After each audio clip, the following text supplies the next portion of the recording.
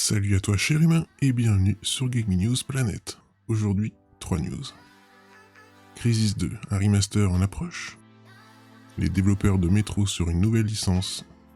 Et enfin, un autre Final Fantasy en exclu PS5 et un jeu Eidos annoncé à l'E3 2021.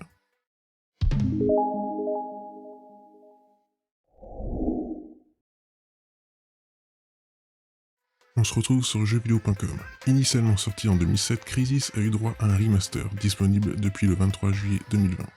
Crytek ne semble cependant pas vouloir s'arrêter là, en teasant un éventuel remaster de Crysis 2. Le 20 mai, le compte Twitter officiel de la licence a été enrichi d'une nouvelle publication, qui évoque l'une des toutes premières lignes de dialogue de Crysis 2, paru en 2011. Nous célébrons donc les 10 ans du titre, une bonne occasion pour Crytek de remettre en avant le second opus. Dans le tweet suivant, publié le 21 mai, Crytek affiche une capture d'écran d'une des missions du jeu, accompagnée de l'emoji des yeux regardant sur le côté. Le studio n'a encore rien annoncé, mais les indices s'accumulent. Si un Crysis 2 Remaster venait à voir le jour, cela signifierait l'ajout du DLSS, du ray tracing et de nombreuses autres améliorations. Pour rappel, Crysis était à l'époque une véritable vitrine technique, devenant même un leitmotiv pour la construction de PC. Can I Run Crysis a en effet longtemps été une référence pour les joueurs PC désirant de se faire une nouvelle configuration, notamment en raison de la puissance du moteur graphique.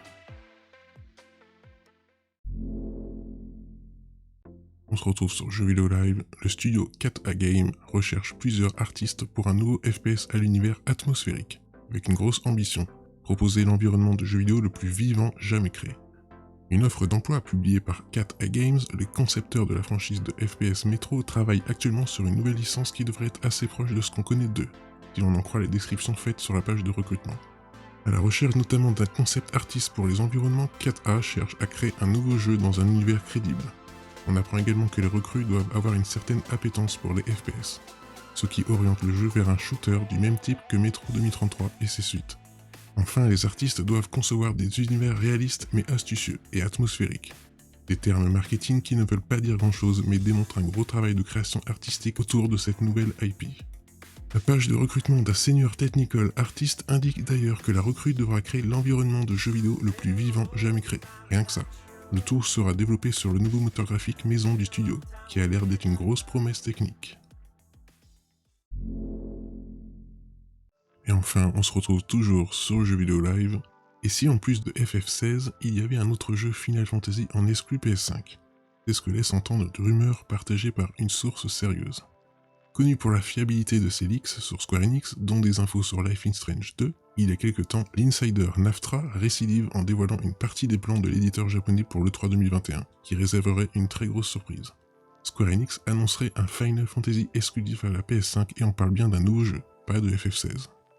Préparez-vous à voir au moins une annonce Final Fantasy majeure supplémentaire, en plus d'updates sur ceux déjà annoncés, FF16 Endwalker, FF7 Remake. Globalement, ça devrait être un bon E3 pour Square Enix. Je pense qu'on aura 2 révélations majeures de Square Enix en juin. Un jeu Final Fantasy exclusif à la PS5 et un jeu Eidos cross-gen.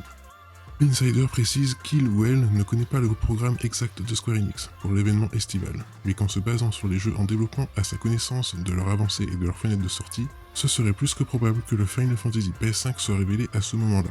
Autrement, ça ne serait tardé. Que pourrait être ce Final Fantasy PS5 ? Étant donné que FF16 est déjà sur les rails et que le développement de FF Remake 2 avance bien, la théorie d'un spin-off serait plus que plausible. Ce ne serait pas une première pour la saga, notamment avec des titres comme World of Final Fantasy, FF Tactics ou encore Dissidia Final Fantasy NT. En tout cas, Naftra a donné quelques indices pour nous aiguiller, en plus de confirmer que ce serait bien un RPG. Juste pour vous donner une idée de ce à quoi vous attendre, c'est quelque chose de nouveau, pas aussi gros que FF16 ou Forspoken, mais plus significatif que World of Final Fantasy ou qu'un remaster. Conceptuellement, je pense que ça plaira à beaucoup de gens. Et voilà, c'est la fin de cette vidéo, j'espère qu'elle vous aura plu.